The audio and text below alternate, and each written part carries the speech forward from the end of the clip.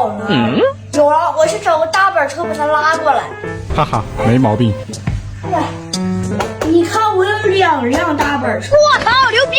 一个橘色，一个灰色，咱们是用哪个拉呢？咱们用灰色的吧。哦，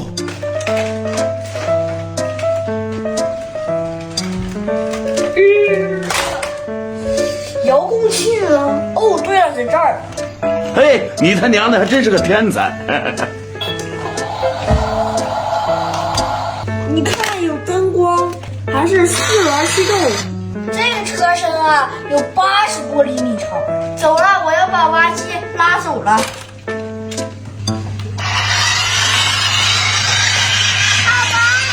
我这个大板车呀，它可以拉好多玩具，而且它还精致礼盒包装。